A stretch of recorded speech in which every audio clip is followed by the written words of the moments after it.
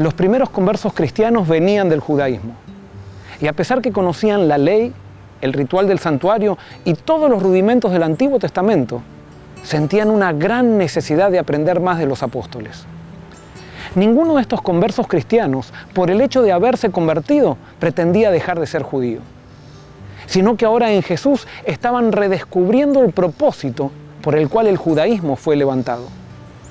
Los apóstoles, con el testimonio que daban de Cristo, presentaban la esencia de la religión. Los judíos solamente se habían quedado con la forma. De la misma manera hoy, no es suficiente conocer la ley. No es suficiente guardar el día correcto.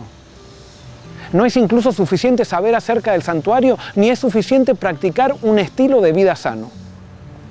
Hoy, nuevamente, cada miembro de iglesia, si quiere ser un verdadero cristiano, necesita convertirse a Jesús e integrarlo en todas las formas de su religión.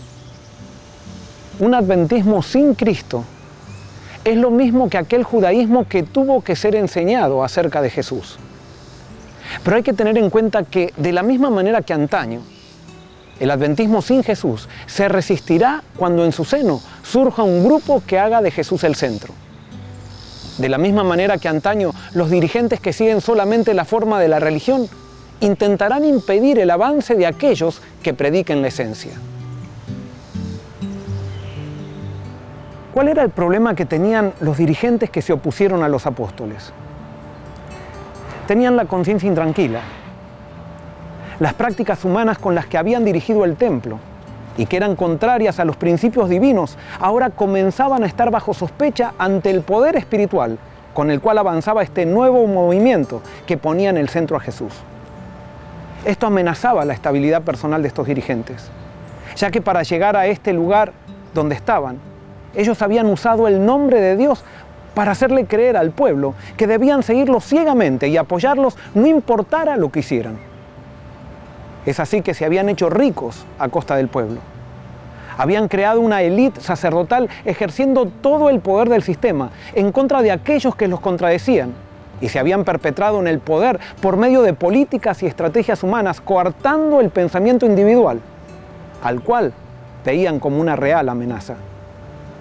Para apartar la vista de sus propios pecados, entonces comenzaron a denunciar a las prácticas y predicación de los apóstoles como sospechosas. Ellos habían llevado a Jesús a la cruz, tratando de hacerle creer al pueblo que Jesús era una amenaza. Ellos sostuvieron que si se hacía caso a las enseñanzas del humilde carpintero, toda la religión que habían construido durante años se vendría abajo. Los seguidores ciegos lo creyeron. Sin embargo, hubo un gran grupo de personas sinceras de todos los niveles sociales e institucionales que comenzaron a despertarse motivados por nuevos principios que generaban en ellos nueva vida espiritual. Esto hizo temblar a todo el aparato del templo y entonces apareció lo que siempre aparece en un sistema que perdió el poder espiritual: la prohibición. Cuando un sistema está sostenido por seguidores ciegos, sus dirigentes entonces les tienen que decir qué pensar y qué no pensar, qué leer y qué no leer, o a quién escuchar y a quién no escuchar, ya que nadie ha aprendido a pensar por sí mismo. No sucede lo mismo cuando un movimiento es impulsado por el Espíritu.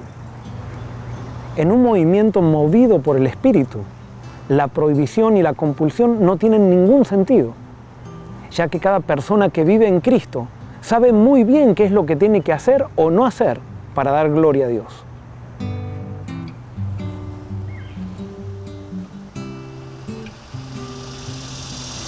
Es en ese contexto que Lucas introduce el episodio de Ananías y Zafira. Lucas está haciendo una comparación entre dos sistemas, el de los sacerdotes y el de los apóstoles. En el primero, los sacerdotes buscan prohibir y reglamentar la vida de las personas para poder seguir teniendo el poder material y político que hasta ese momento habían adquirido. En el segundo sistema, el de los apóstoles, solamente se ve acción voluntaria motivada por una vida espiritual renovada. Vuelvo a repetir, todo era voluntario, motivado por un profundo deseo de glorificar a Dios en todo lo que hacían. Sin embargo, cuando en este sistema espiritual surgió un elemento discordante, como el espíritu de Ananías y Zafira, que desearon introducir principios ajenos a los principios de Jesús, Dios mismo se encargó de purificar el sistema con un juicio, que hizo que todos los que quieran permanecer en ese movimiento no jueguen, sino que sean sinceros. ¿Te das cuenta la diferencia? En un movimiento movido por el Espíritu, no son los hombres los que controlan, es Dios quien está al control.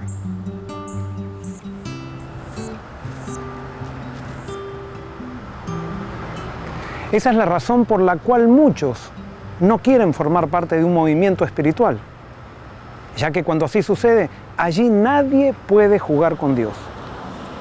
En cambio, en aquellos sistemas que se corrompieron, como pasó con el templo judío, se puede usar el nombre de Dios para beneficio personal, robarle y mentirle a la gente, matar a herejes y predicar falsedades sin que suceda nada.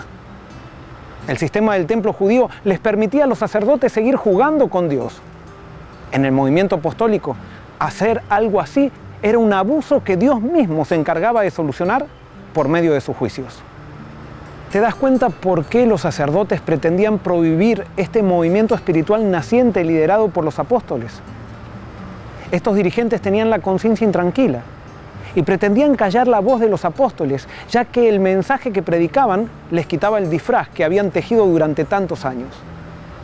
Aceptar los principios que los apóstoles predicaban implicaba terminar con todas aquellas prácticas que ellos habían seguido durante años. En medio de tanta insensatez, surge la voz clara de Gamaliel, que parecía entender muy bien que todo lo que esté relacionado con el control y la prohibición no tiene ninguna relación con el reino de Dios. Y es así que cuando los sacerdotes estaban maquinando cómo prohibir al nuevo movimiento por la fuerza, él declara: desentendeos de estos hombres y dejadlos en paz, porque si este plan o esta obra es de los hombres, se desvanecerá. Pero si es de Dios, no la podréis deshacer. No seáis tal vez hallados resistiendo a Dios.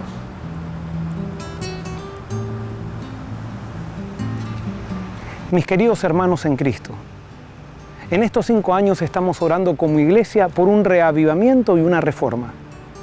Y esto no es un juego.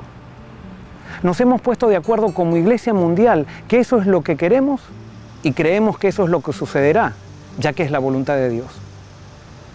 La pregunta que hoy debemos hacernos ante la inminencia de que este reavivamiento y reforma pronto suceda es si vamos a seguir los principios que siguieron los sacerdotes en la época de los apóstoles o los principios de Gamaliel.